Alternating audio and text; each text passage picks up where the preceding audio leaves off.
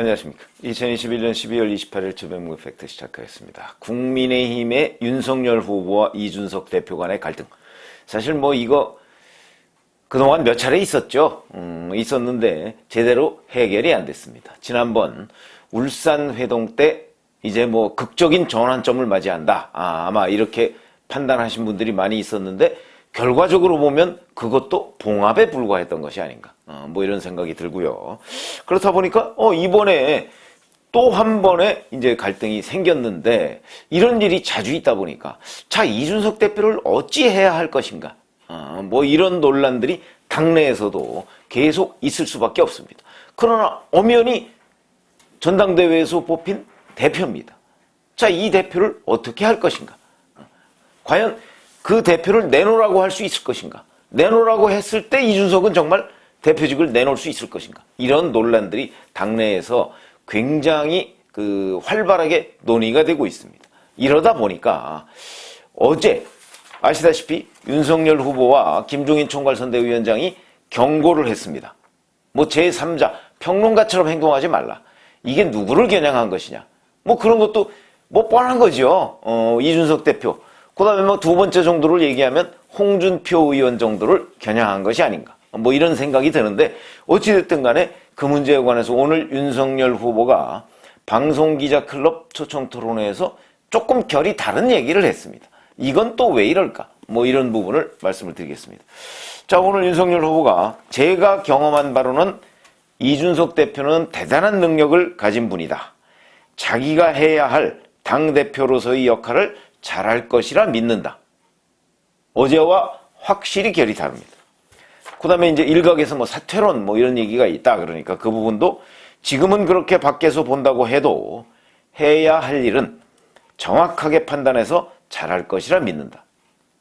이 대표가 30대라고 하더라도 선거를 통해 당대표에 올랐고 벌써 10여 년 여의도 정치를 경험한 분이다. 이번 선거가 이 대표에게도 향후 본인의 정치적 입지나 성취와 직결되어 있다.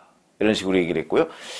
어제 얘기한 거 누구든 제3자적 논평가나 평론가가 되어서는 곤란하다. 이게 혹시 이준석 대표를 겨냥한 것 아니냐 이렇게 얘기를 했더니 그 부분은 특정인을 거명한 것은 아니다. 우리 당 정치인들이 언론에 많이 나가는데 선거가 얼마 남지 않았으니 내부적으로 해야 할 쓴소리, 건의와 공개적으로 해야 할 얘기를 명확히 가려줬으면 하는 바람을 말한 것이다. 이렇게 얘기를 했습니다. 자, 그러면 윤석열 후보는 어제 제3자적 논평가 뭐 이런 거 지금 그 국민의힘 관계자 중에서 방송에 제일 많이 나가는 사람이 이준석입니다. 그러니까 어제 그 발언은 뭐 그리고 최근 나가서 그 윤석열 후보를 디스하는 사람은 이준석, 홍준표밖에 없습니다. 그러니까 당연히 제3자적 평론가나 뭐 이런 얘기하지 마라 라고 얘기한 거는 이준석과 홍준표를 겨냥한 것이다. 근데 오늘은 왜 갑자기 또 입장이 이렇게 180도 바뀐 듯한 태도를 보이느냐. 저는 어떻게 보냐면 그거는 윤석열 후보가 이준석 대표 하나 포용하지 못하느냐. 오늘 한국일보 보니까 그런 사설이 실렸더군요. 그러나 누가 누구를 포용하는 문제는요. 양측의 이해관계가 맞아떨어지고 그 다음에 정상적인 판단을 할 수 있다는 것이 전제가 돼야 합니다.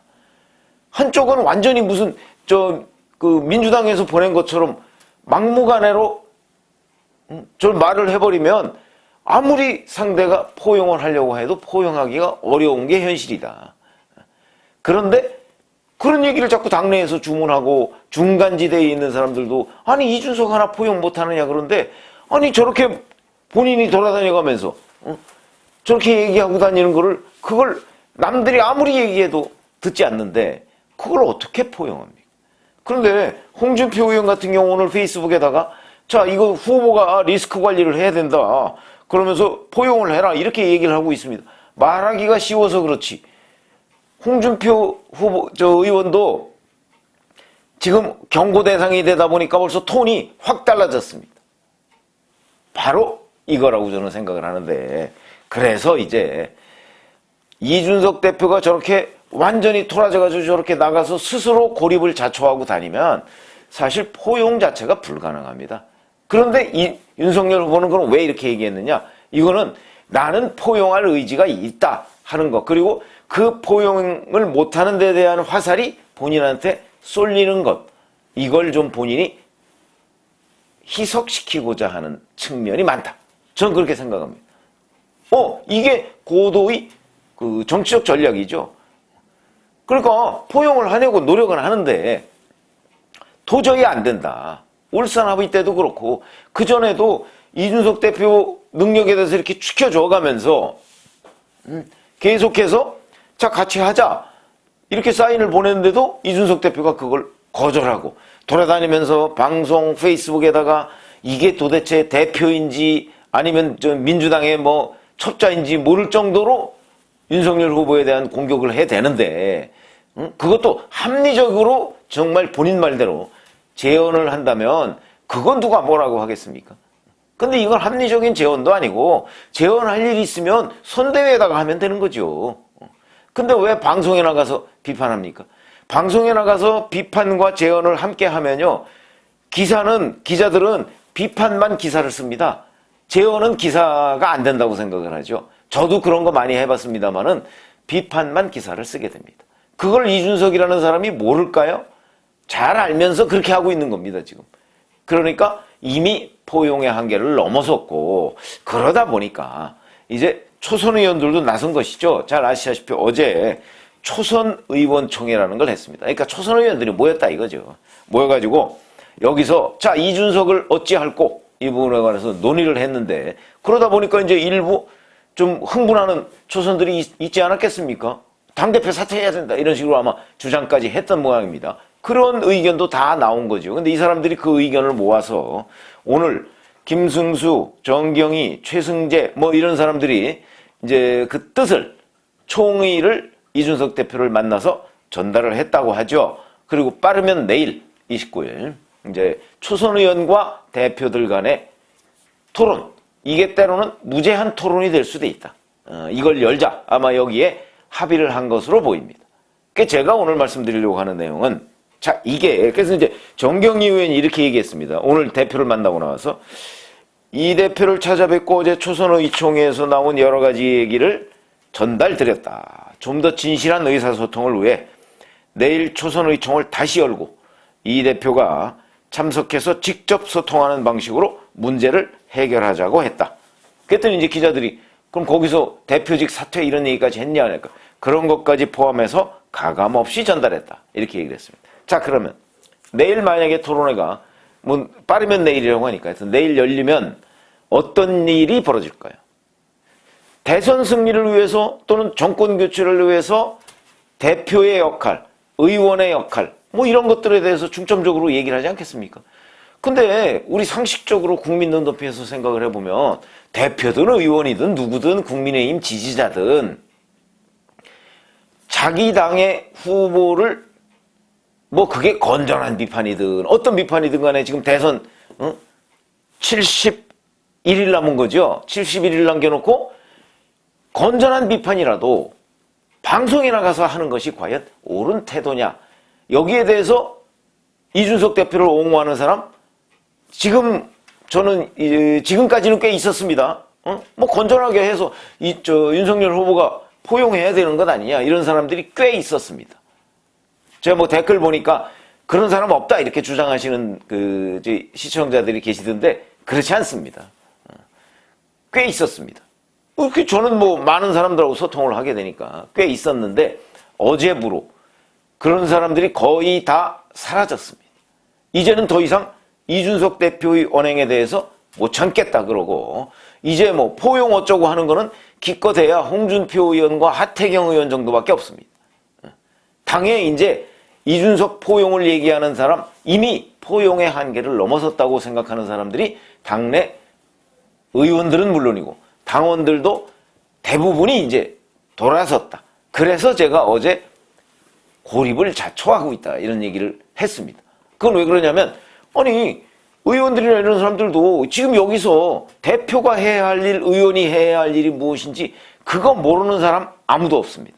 그러니까 내일 만약에 초선 의원과 대표 간에 간담회가 있다면 그 초선 의원들이 열이면 열 모두 다 대표가 이래서는 안 된다고 얘기를 할 겁니다.